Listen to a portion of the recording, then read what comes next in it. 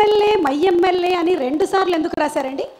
మీరు మాటీ అవార్డ్స్ అని ఒకటి చేస్తారు కదా, అందులో TEAలో టెలివిజన్ ఎంటర్టైన్మెంట్ అవార్డ్స్ అని వస్తుంది, మళ్ళీ అవార్డ్స్ అని ఎందుకు అంటున్నారు?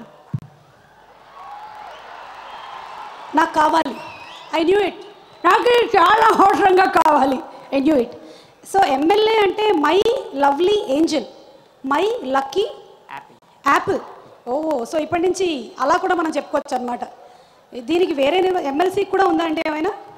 డబ్బులు ఇస్తే అది కూడా రాస్తాం. అరవింద్ గారిని అడుగుతాం అయితే. చెప్పండి ఈ సాంగ్ గురించి మాకు. పడిలేచిన సముద్ర తరంగం అల్లకల్లోలాన్ని కూడా కోలాహలంగా మార్చిన సంకల్ప మారుతం, తుఫాను తుక్కు రేగొట్టిన ఉక్కు నగరం విశాఖ ప్రజలకి నమస్కారం.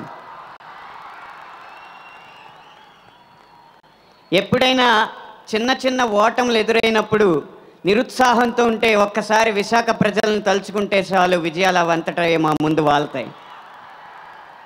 ఇలాంటి ప్రాంతంలో ఈ వేడుక జరగడం చాలా సంతోషంగా ఉంది.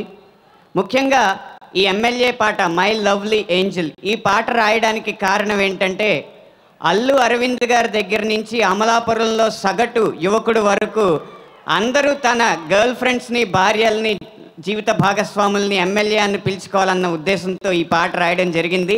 ఇప్పుడు ఆంధ్రప్రదేశ్, తెలంగాణ రాష్ట్రాల్లో అదే జరుగుతుందని నమ్ముతున్నాను. ఇంత మంచి అవకాశం ఇచ్చిన బోయపాటి శ్రీను గారికి కృతజ్ఞతలు, మంచి బాణి ఇచ్చిన తమన్ గారికి ధన్యవాదాలు తెలియజేసుకుంటూ విరమిస్తుంది. మీరు అలాగే మీ ఆవిడని పిలుస్తూ ఉంటారా?